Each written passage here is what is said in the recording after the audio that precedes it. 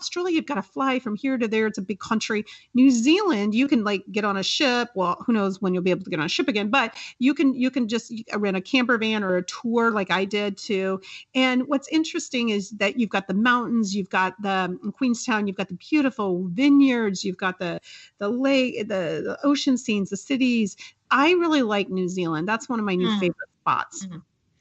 Those are all fascinating because you like different places for different reasons. I now want to go to Switzerland and see those mountains, and I love your New Zealand. That's fabulous.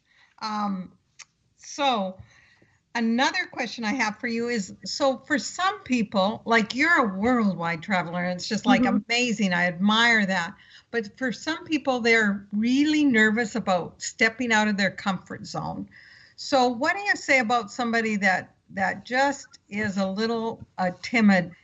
What would you suggest for maybe their first trip? Whether it would be, for now, maybe in the United States. I love what you said, that Minnesota was a great trip by a lake.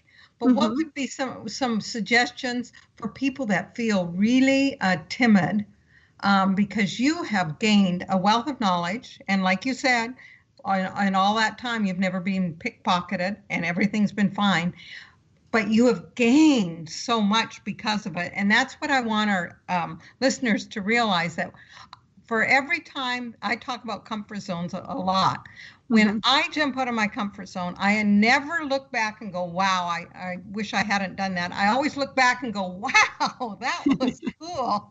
So what are some of your suggestions for people that are timid?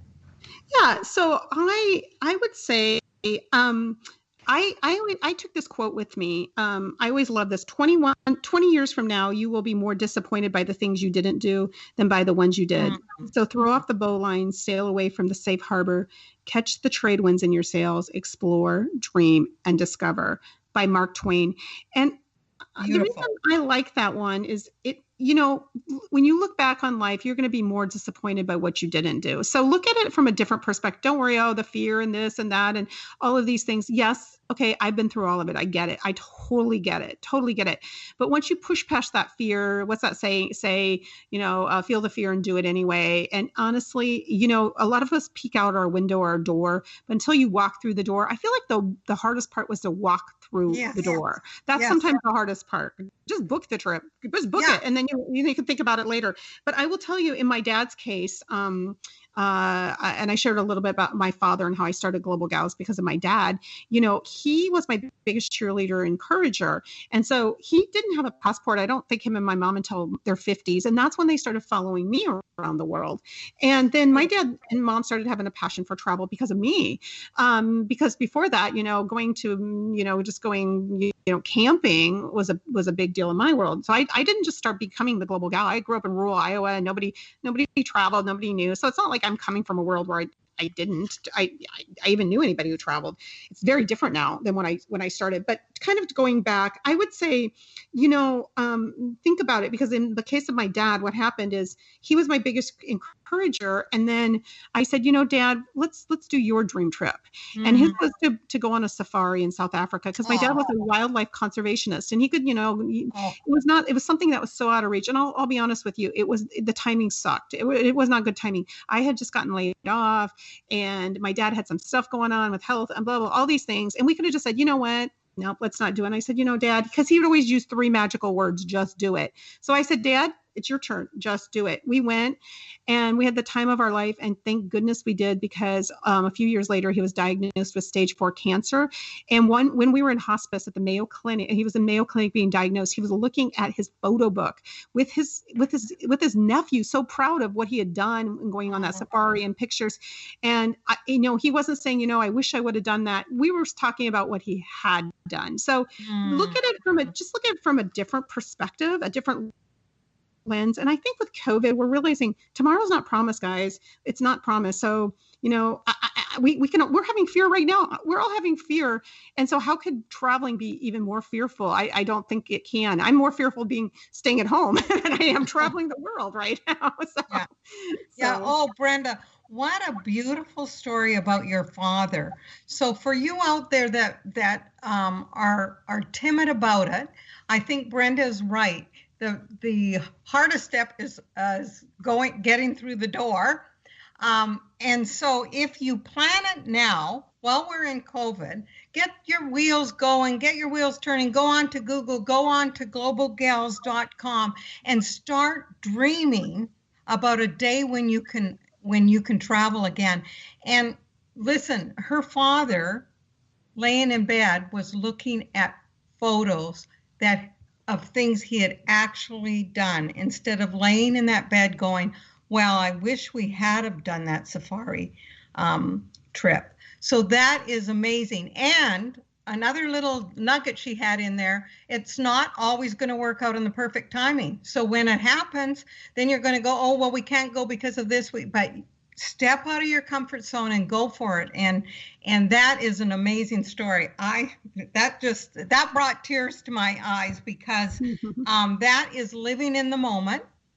That is like we're all sitting around so fearful of COVID, but yet we can have time to dream at home of another day where we can travel like this. So that is great. What is the biggest lesson, before you tell us about your website and your freebie, what is the biggest lesson do you believe that travel has taught you?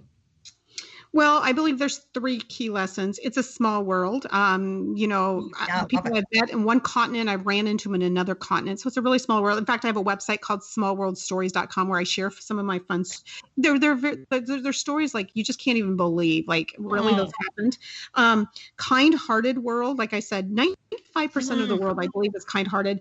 Like I said, traveling to all these countries, nothing happened to me. In fact, it was completely opposite. I can give you 500 experiences where people helped me on my global journey. Out of nowhere they would appear. So honestly, the whole fear-based thing, that's unfortunately I think TV and media creates a lot of that.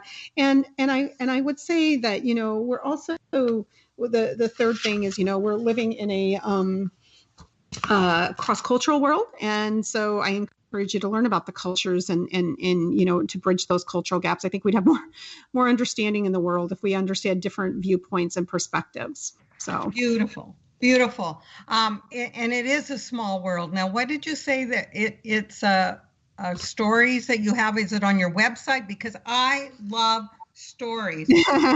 Well, that would be the incredible thing about traveling is the stories that you pick up from all over the world. Yeah, it's called smallworldstories.com. Okay. And, it just makes me of a story. I was in Fussen, Germany. I decided at the very last minute to go there, got on a train. And this guy, he looked like he was an American. I started talking to him before the train got off. Come to find out, he worked in the same company as my mother it's my husband and my mother. And we got off the train and he's like, oh yeah, so-and-so. Come to find out, he worked in the same department as my husband. And he had a conference call that night with the woman who introduced my husband and I in Sydney, Australia. And so it's bizarre. He's like, yeah, I saw your wife in Fussen, Germany last week, and you think about it. Had I not struck up that conversation, I wouldn't have known about it. So just strike up a conversation. That's the great thing when you're traveling. People don't understand. You're all in the same situation. So you're all eager to talk to somebody. You're all wanting to you make friends with people you would never in a million years make friends with normally, or just connect with them. Not necessarily you have to become best buddies with them, but just connect with them.